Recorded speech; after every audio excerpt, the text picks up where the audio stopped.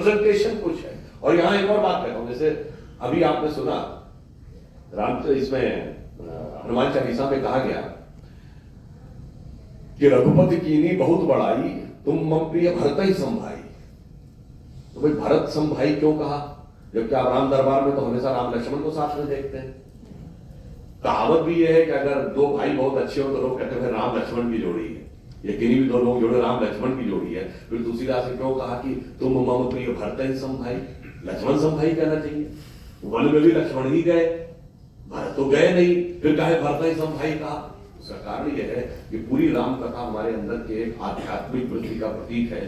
जो मैं पहले भी कहा हूं कि भगवान राम 4 भाई थे, राम लक्ष्मण भरत शत्रुघ्न। वो 4 ही क्यों थे, 3 या 5 क्यों नहीं थे?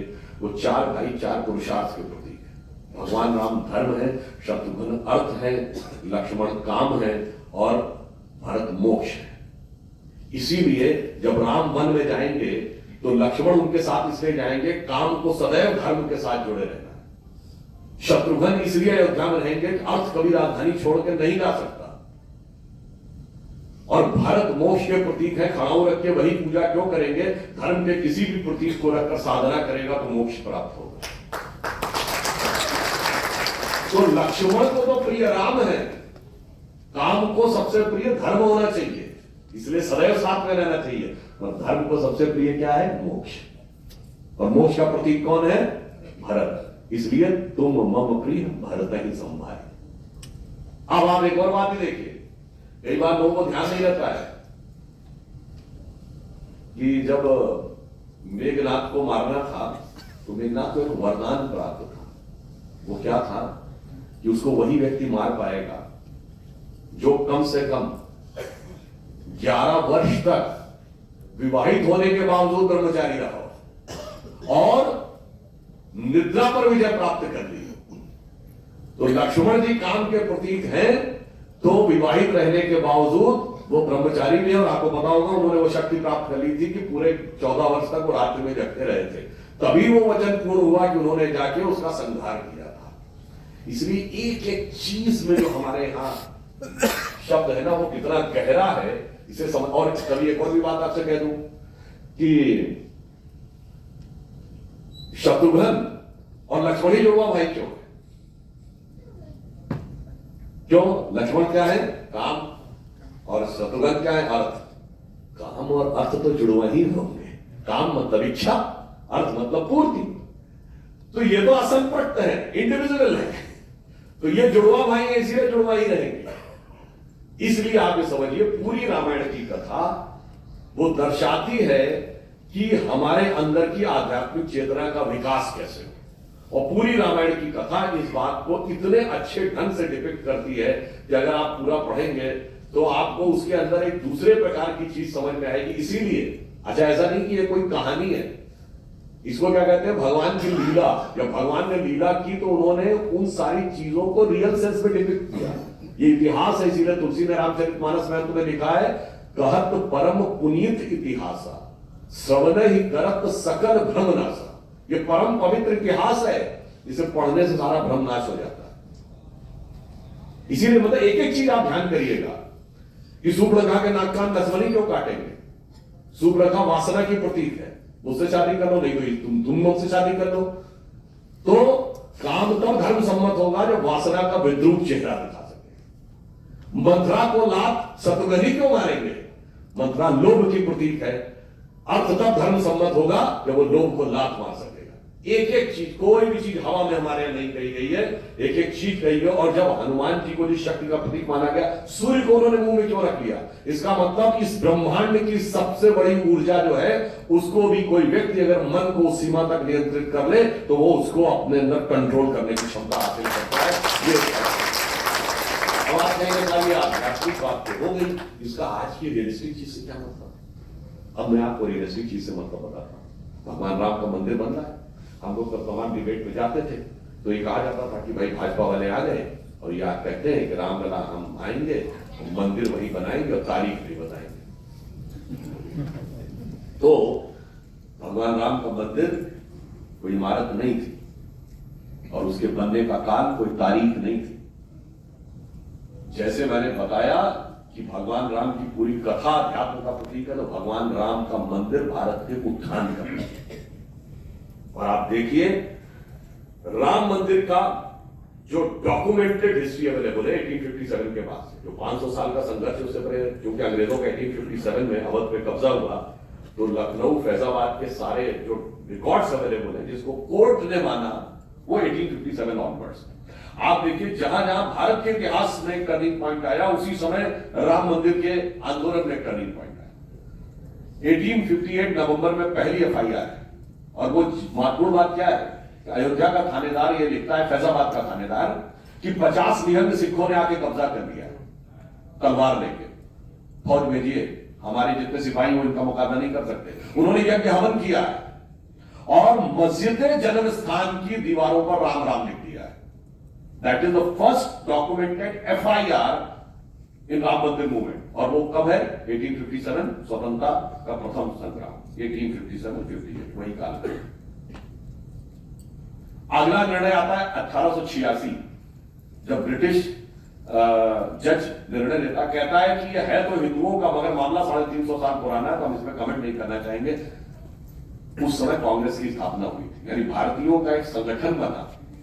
वो अपने आप में एक बड़ा परिवर्तन था 1857 के बाद, कि एक ऑर्गेनाइजेशन बना जो इंडियंस का था, जो कि भले अंग्रेजों ने बनाया था, मगर कम से कम ये था कि भाई भारतीयों का एक ऑर्गेनाइजेशन बना। अब आप आइए, स्वतंत्रता आंदोलन का सबसे बड़ा टर्निंग पॉइंट कहां पे आया? जब 1937 में प्रोविंशियल असेंबलीज में सरकारें बन गई भारतीयों की, यानी राज्यों में अंग्रेजों ने मान लिया कि आप अपनी चुनी सरकार रख सकते हैं, केंद्र में हमारी होगी। यह 1937 जो गवर्नमेंट ऑफ इंडिया एक्ट 1935 में तय थी। 1936 में अयोध्या में भयानक संघर्ष हुआ, जिसके बाद यह तय हुआ कि वहां नमाज नहीं होगी। यानी अगला बड़ा चेंज राम मंदिर मूवमेंट में वहां आया। अब आइए, आजादी मिल गई नवंबर 1949, 26 नवंबर 1949 को संविधान लिख के तैयार हो गया, और ठीक उसी कालखंड में 22-23 दिसंबर 1949 को मूर्तियां प्रकट हुआ, और भले ही ताले के अंदर रख के पूजा अर्चना शुरू हो गई। एक स्टेप आगे बढ़ गए।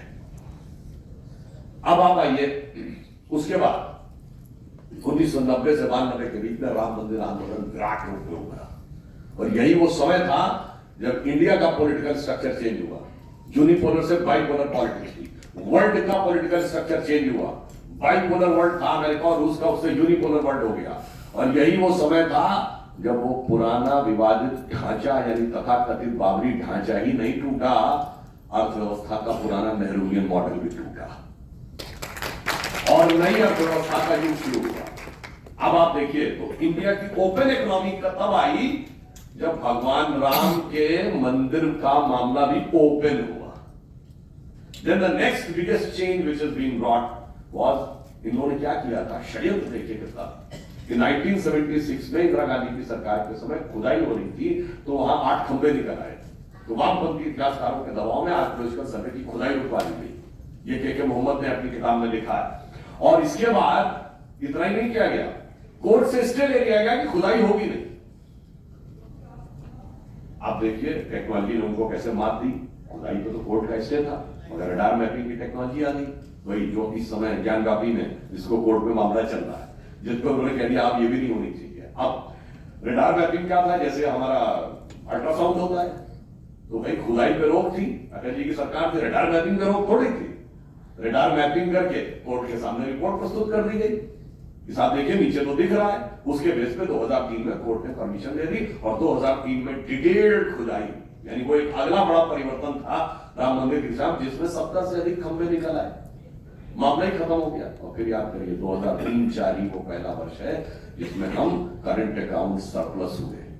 2003-04 के ही एक क्वार्टर में हमने पहली बार 10.5% की ग्रोथ रेट अचीव की, और 2003-04 में ही इकोनॉमिक लेवल पे वर्ल्ड में सक्सेस स्टोरी ऑफ इंडिया उभर के सामने आनी शुरू हुई। यानी जो जो राम मंदिर आगे बढ़ रहा है, जो तो राष्ट्र आगे बढ़ रहा है, क्योंकि भगवान राम अकेले मंदिर थोड़ी है, पूरे राष्ट्र को ले जाने वाले हैं उस दिशा में। अब आइए अगला परिवर्तन, अगला बड़ा चेंज आया राम मंदिर के समय 30 सितंबर 2010, जिस दिन Lucknow bench of Allahabad high court ने यह जजमेंट दिया कि गर्भगृह श्री राम लला विराजमान का, जिसमें 1/3 2/3 वाला, ठीक है 1/3 2/3 का, मगर ये मान लिया कि गर्भगृह श्री राम लला विराजमान का है, तो वो राम जन्मभूमि मान ली गई। और यही वो समय है जब अक्टूबर 2010 में बैरक ओबामा आते हैं और भारत की संसद के संयुक्त सत्र को संबोधित करते हुए कहते हैं India is not emerging, India has emerged. अब आप आइए 9 नवंबर 2019 सुप्रीम कोर्ट का जजमेंट आता है और अगस्त 2020 शिलान्यास होता है। अब राम मंदिर बन के जनवरी 2024 में आने वाला है। जब ये बन के आ रहा है तो क्या हो रहा है? तब तक हम 5वीं सबसे बड़ी इकोनॉमी बन चुके, 4थे सबसे बड़े स्टॉक एक्सचेंज बन चुके, 3रे नंबर के ऑटोमोबाइल प्रोड्यूसर बन गए, 2रे नंबर के मोबाइल हैंडसेट के प्रोड्यूसर बन गए, नंबर 1 के हम इंफ्रास्ट्रक्चर इन्वेस्ट करने वाले बन गए और आबादी के दृष्टि से नंबर 1 के। और ये राम मंदिर ऐसे ही नहीं बन रहा है। 4 करोड़ लोगों को जनधन प्रधानमंत्री आवास योजना में मकान मिला है, जिसमें कि सब ये गरीब लोग हैं। और उसमें भी 3 करोड़ ऐसे हैं जहां महिलाओं को रजिस्ट्री में स्थान मिला। मैं दावे के साथ कह सकता हूं कि 2014 से पहले गरीब वर्ग की 3 करोड़ महिलाएं इस देश में नहीं थी जिनका प्रॉपर्टी में मालिकाना हक में उनका नाम रजिस्ट्री था। इसके अलावा 11 करोड़ घरों में शौचालय भी मिले हैं। सब गांवों में बिजली पहुंची, सब में सड़क पहुंची, सब में पानी पहुंचा।